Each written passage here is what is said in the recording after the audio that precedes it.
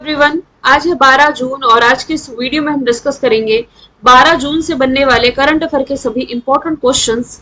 कल की क्लास में हमने देखा था कि प्राइम मिनिस्टर नरेंद्र मोदी ये तीसरी बार देश के प्रधानमंत्री बने हैं और ऐसा करने वाले भारत के इतिहास के ये दूसरे प्रधानमंत्री बने। पहले थे Jawaharlal Nehru. United nation general assembly के 79th अध्यक्ष जो चुने गए हैं फिलेमोन यांग है। कार्लोस अल्कराज, इन्होंने अलेक्जेंडर जेवरे को हरा करके अपना पहला फ्रेंच ओपन जीता है। खबरों में रहा मोंगला पोर्ट बांग्लादेश में स्थित है। स्कूली सिलेबस में एआई को शामिल करने वाला पहला राज्य केरला बना और इंडियन नेवी की पहली महिला हेलीकॉप्टर पायलट अनामिका राजीव बनी। रेपो रेट अभी भी चेंज नहीं है। मॉनेटरी पॉलिसी कमेटी ने यह बरकरार रखा 6.5%। अभी बिहार के 2 नए वेटलैंड को रामसर साइट में शामिल किया गया, वो नागा नकटी पक्षी अभ्यारण्य है। अभी हाल ही में उत्तराखंड में भारत की पहली एस्ट्रो टूरिज्म पहल का नामकरण किया गया और मेक्सिको की जो पहली महिला राष्ट्रपति चुनी गई हैं क्लाउडिया शिएनबाम, इनका नाम आपने याद रखना है। चलिए शुरू करते हैं आज का हमारा पहला सवाल। हाल ही में जो यूएन है यानी कि यूनाइटेड नेशंस, जिसे आप संयुक्त राष्ट्र भी कहते हैं, इसने अभी हाल ही में बच्चों के खिलाफ अपराध करने वाले अपराधियों की जो ग्लोबल लिस्ट जारी करता है ना, इसमें किस देश को जोड़ा है? तो ये शामिल किया गया है इजराइल को। थोड़ी बहुत डिटेल यहां से मैंने ऐड कर रखी है। हाल ही में संयुक्त राष्ट्र के जो महासचिव हैं एंटोनियो गुटेरस, इन्होंने बच्चों के खिलाफ अपराध करने वाले अपराधियों की ग्लोबल लिस्ट में इजराइल की सेना को शामिल कर लिया है। एक राजनयिक सूत्र के अनुसार इजरायली रक्षा बलों यानी कि इजराइल का जो डिफेंस फोर्स है, इसके साथ हमास और फिलिस्तीनी इस्लामिक जिहाद को भी सूची में ऐड किया गया है। हमास इजराइल युद्ध 7 अक्टूबर को इजराइल पर हमास के नेतृत्व वाले हमले से ही शुरू हुआ था। यदि आप देख पा रहे हैं ना, तो इजराइल की जो लोकेशन है, ये जो व्हाइट वाला पार्ट आपको दिखाई दे रहा है मेडिटेरियन सी के जस्ट बगल में, ये है इजराइल का। इसकी कैपिटल यरूशलेम, करेंसी इजरायली न्यू शेकल है। प्राइम मिनिस्टर बेंजामिन नेतन्याहू और इसाक हर्जोग वर्तमान में यहाँ के राष्ट्रपति हो जाएंगे। इजराइल पैलेस्टाइन विवाद के बीच में ऐसे भारतीय जो यहाँ फंसे हुए थे, इन्हें निकालने के लिए भारत सरकार ने जो ऑपरेशन चलाया था, ये हो जाएगा ऑपरेशन अजय। बात की जाए यदि पाकिस्तान की, तो यहाँ के नए राष्ट्रपति आसिफ अली जरदारी बनाए गए हैं। फतह 2 का रिसेंटली इसने परीक्षण किया है और इसके अलावा ये वही देश है जिसने रिसेंटली भारतीय योग पद्धति को अपनाया है। ईरान की यदि बात की जाए तो इब्राहिम राइसी, आपको मालूम होगा यहाँ के जो राष्ट्रपति थे इब्राहिम राइसी, हेलीकॉप्टर क्रैश में इनका निधन हुआ। मालदीव के राष्ट्रपति ये कौन है? ये है मोहम्मद मोइजू। लेकिन मालदीव से आपको रिलेट करना है दोस्ती 16 एक्सरसाइज, जिसमें कि भारत तो पार्टिसिपेट कर ही रहा था। भारत के अलावा श्रीलंका और मालदीव ये इसमें शामिल हुए हैं। यदि मैं बात करूं यूनाइटेड नेशंस की यानी कि संयुक्त राष्ट्र की, तो इसका फॉर्मेशन ईयर है 24 अक्टूबर 1945 और इसलिए 24 अक्टूबर को अपना स्थापना दिवस मनाता है। न्यूयॉर्क अमेरिका में इसका हेडक्वार्टर हो जाएगा और जैसा कि मैंने बताया कि एंटोनियो गुटेरस ये हो जाएंगे वर्तमान में इसके अध्यक्ष। इसकी 193 मेंबर कंट्री है और जो 193rd मेंबर कंट्री है ना, ये हो जाएगा साउथ सुडान। इसके अलावा आपको ये भी रिलेट करना है कि हाल ही में जो फिलिस्तीन है ना, फिलिस्तीन ये यूनाइटेड नेशंस का मेंबर बनने के लिए क्वालिफाई कर गया है और यूनाइटेड नेशंस ने वित्तीय वर्ष के लिए भारत की जीडीपी 6.9% फोरकास्ट की है। आईएमएफ ने 6.8 और फिर वर्ल्ड बैंक ने 6.6% फोरकास्ट की है। नेक्स्ट है प्रेम सिंह तमांग। ये भी हाल ही में किस राज्य के मुख्यमंत्री के तौर पर शपथ लिए हैं? तो ये भी हाल ही में सिक्किम के मुख्यमंत्री दोबारा से बने हैं। सिक्किम क्रांतिकारी मोर्चा के प्रमुख है प्रेम सिंह तमांग। लगातार दूसरी बार ये राज्य के मुख्यमंत्री पद की शपथ ले चुके हैं। अभी सिक्किम की जो कैपिटल है ना गंगटोक के पल्जोर स्टेडियम में एक समारोह का आयोजन किया गया, जहां पर राज्यपाल लक्ष्मण प्रसाद आचार्य ने इन्होंने पद और गोपनीयता की शपथ दिलाई है मुख्यमंत्री प्रेम सिंह तमांग को। क्योंकि आप जानते ही पॉलिटी में आप लोगों ने पढ़ा ही होगा कि किसी भी राज्य के मुख्यमंत्री को शपथ वहां के राज्यपाल दिलाते हैं। राजधानी मुख्यमंत्री ये राज्यपाल। और यदि आप करंट से रिलेट करेंगे ना, तो सिक्किम इंस्पायर ये वर्ल्ड बैंक की सहायता से शुरू की गई पहल है। ओल्ड पेंशन स्कीम को बहाल करने वाला पूर्वोत्तर भारत का ये पहला राज्य है। इसके अलावा जैविक खेती लागू करने वाला भी पूर्वोत्तर भारत का, या भारत का भी हम पहला राज्य कहें तो ये सिक्किम ही हो जाएगा। इसके अलावा आप ये भी रिलेट कर सकते हैं कि अभी तक ना यहाँ पर लोग कनेक्टिविटी के लिए सड़कों का और एयरपोर्ट यानी कि हवाई मार्ग का इस्तेमाल करते थे। यहाँ पर रेलवे स्टेशन की व्यवस्था नहीं थी। Recently prime minister Narendra Modi ने रंगपो में इस राज्य के पहले रेलवे स्टेशन की आधारशिला रखी थी। इसके अलावा आप ये भी रिलेट कर सकते हैं कि पीरियड पर अवकाश यानी कि छुट्टी देने वाला जो पहला हाई कोर्ट बना है, ये बना है सिक्किम हाई कोर्ट। मतलब कि छुट्टी लेने पर आपके पैसे भी नहीं काटे जाएंगे। बात की जाए यदि असम की, तो हेमंता बिस्वा शर्मा वर्तमान में इसके हो जाएंगे मुख्यमंत्री। मेघालय के हो जाएंगे कॉनराड संगमा, और ओडिशा के भी नए मुख्यमंत्री बने हैं जो कि आगे हम डिस्कस करेंगे। सवाल नंबर तीसरा है, मोदी मंत्रिमंडल 2024 में कुल कितनी महिलाओं को शामिल किया गया है? तो इसमें कुल 7 महिलाएं शामिल हुई है।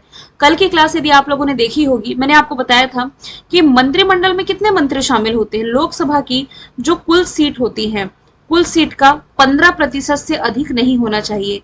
यानी कि इसमें प्राइम मिनिस्टर मोदी समेत मैं बात कर रही हूँ। 15% मतलब कि इसमें 81 सीट, या आप कह सकते हैं 81 व्यक्ति ऐसे हैं जो मंत्री बन सकते हैं, मंत्रिमंडल में शामिल हो सकते हैं। इस 81 में आप माने कि 7 महिलाओं को शामिल किया गया है, जिसमें कि 2 कैबिनेट और 5 राज्य मंत्री की रैंक की मंत्री हैं। 2 कैबिनेट मंत्रियों में देखिए, निर्मला सीतारमन को फिर से कौन सा मंत्रालय मिला है? इन्हें मिला है वित्त मंत्रालय। और इसके अलावा जो बाल विकास मंत्री हैं, महिला और बाल विकास मंत्री अन्नपूर्णा देवी को इसमें शामिल किया गया है।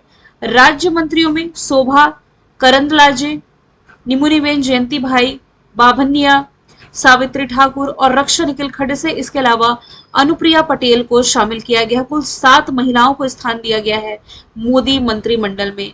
आप ये भी रिलेट करेंगे कि इस बार के जो लोकसभा के चुनाव हुए, लोकसभा चुनाव 2024, इसमें ना कुल 74 महिलाएं शामिल थी। पिछली बार के लोकसभा में 78 महिला चुन करके आई थी, इस बार 74 है, मतलब कि ये 4 कम हुई हैं। सवाल नंबर चौथा है, फ्रेंच ओपन 2024 में वुमेन सिंगल का टाइटल जीतने वाली ईगा स्विटेक का संबंध किस देश से है? किस देश की खिलाड़ी है ये? ईगा स्विटेक बिलोंग करती हैं पोलैंड से। इन्होंने जैस्मिन पाओलिनी को हरा करके तीसरी बार फ्रेंच ओपन का खिताब अपने नाम किया है। पोलैंड की 23 वर्षीय ईगा स्विटेक है 2005 से 7 तक जस्टिस हेनिन के बाद पेरिस में लगातार 3 ट्रॉफियां जीतने वाली पहली महिला खिलाड़ी बनी है। ईगा स्विटेक वर्तमान में महिला टेनिस संघ द्वारा महिला एकल यानी कि वुमेन सिंगल रैंकिंग में विश्व में नंबर 1 खिलाड़ी है। मैंने आपको कई बार बताया है कि साल भर में टेनिस के 4 ग्रैंड स्लैम होते हैं। सबसे पहले ऑस्ट्रेलियन ओपन, फिर फ्रेंच ओपन, फिर विंबलडन और ओपन, और इसके बाद लास्ट में यूएस ओपन। यहाँ मैं बात कर रही हूँ दूसरे ग्रैंड स्लैम की, जिसका नाम है फ्रेंच ओपन। तो ऑस्ट्रेलियन ओपन जो होता है हार्ड कोर्ट पर खेला जाता है। फ्रेंच ओपन ये खेला जाता है क्ले कोर्ट पर यानी कि मिट्टी के मैदान पर। विंबलडन ओपन सबसे पुराना है जो कि घास के मैदान पर ग्रास कोर्ट पर खेला जाता है, और इसमें यूएस ओपन सबसे लास्ट में होता है और ये भी हार्ड कोर्ट पर खेला जाता है। ये 4 कैटेगरी में जो विजेता होते हैं ये 5 कैटेगरी के होते हैं। मतलब 4 कैटेगरी तो मैंने टेनिस की बताई, 4 ग्रैंड स्लैम है।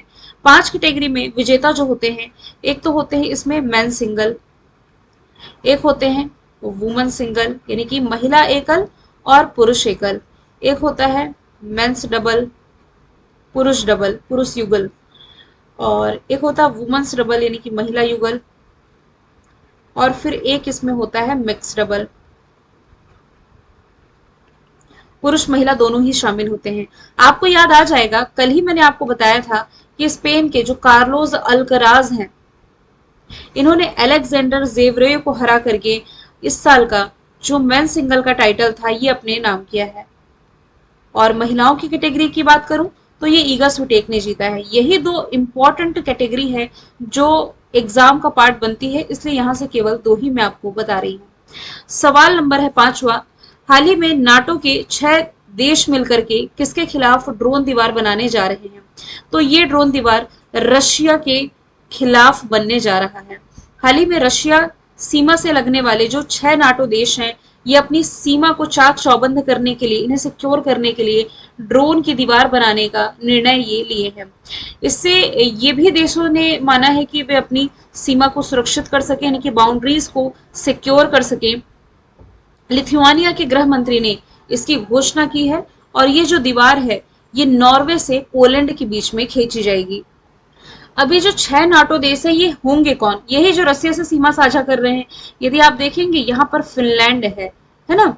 फिनलैंड जो कि नाटो में शामिल 31वां मेंबर कंट्री बना था, फिनलैंड इसमें हो जाएगा। फिर इसी के पास देखेंगे तो नॉर्वे है, नॉर्वे फिनलैंड ये हो गए। फिर एस्टोनिया, लातविया, लिथुआनिया, बाल्टिक सी के किनारे स्थित जो ये 3 कंट्री है ना, जिसे आप बाल्टिक कंट्रीज के नाम से जानते हैं।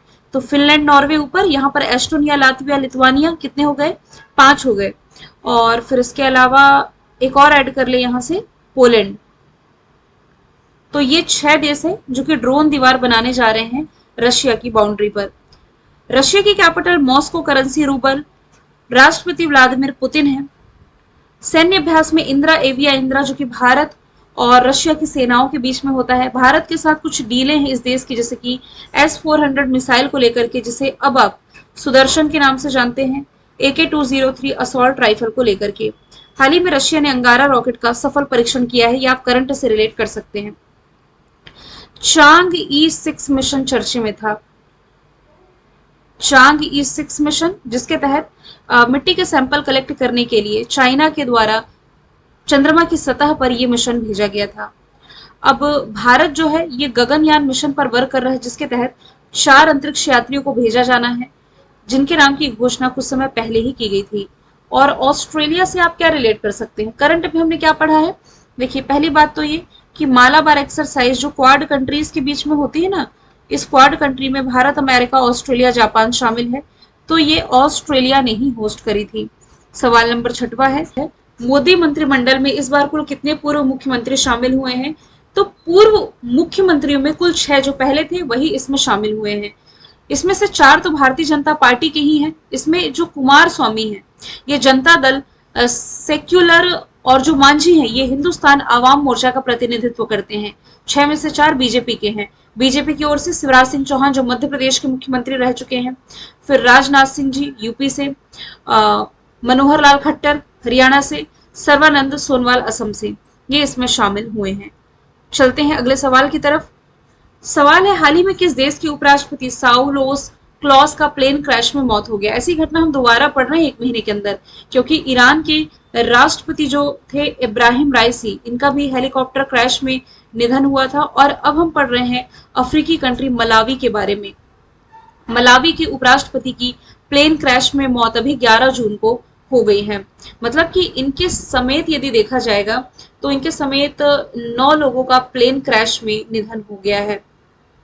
10 जून को एक सैन्य विमान सोलो शेल्मा को लेकर के राजधानी लिलोंगवा से रवाना हुआ था।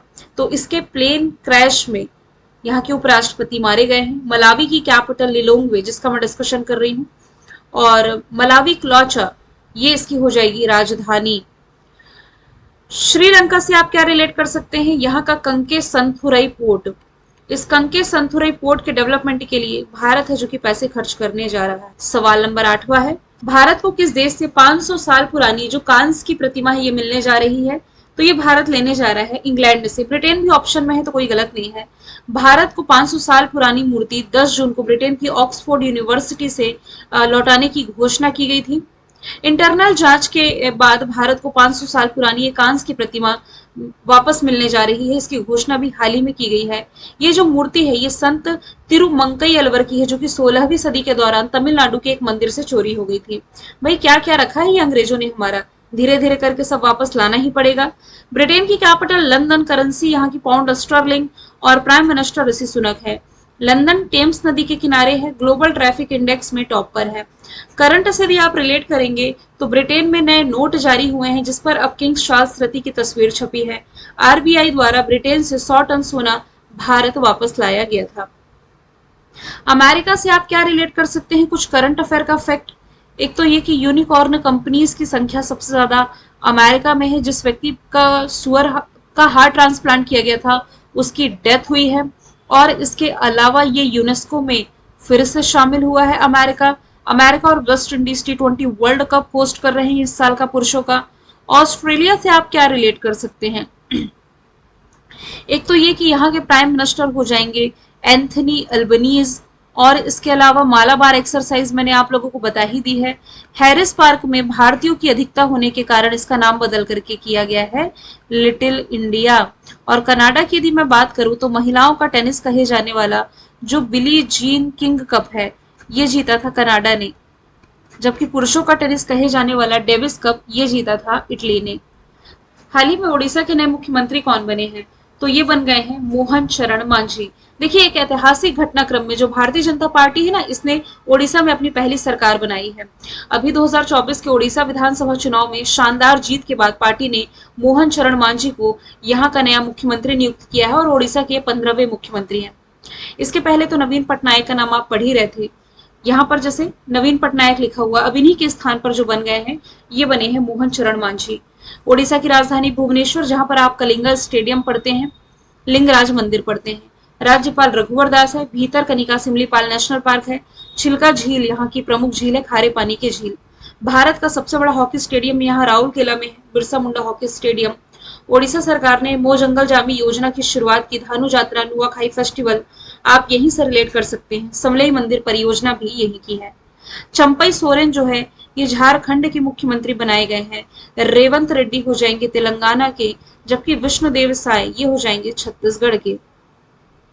सवाल नंबर 10वां है, मिक्स्ड मार्शल आर्ट में शामिल होने वाले पहले भारतीय पुरुष पहलवान जो बने हैं ये बन गए हैं संग्राम Singh.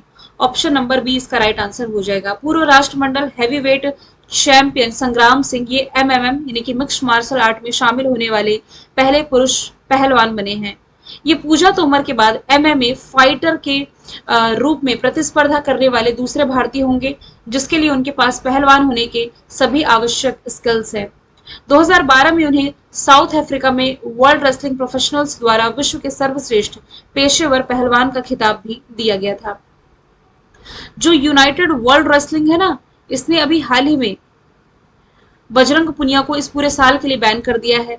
Leander Paes tennis hall of fame में शामिल किए गए हैं, जबकि यदि मैं बात करूं पंकज आडवाणी की तो ये बिलियर्ड्स हॉल ऑफ फेम में रिसेंटली शामिल किए गए हैं।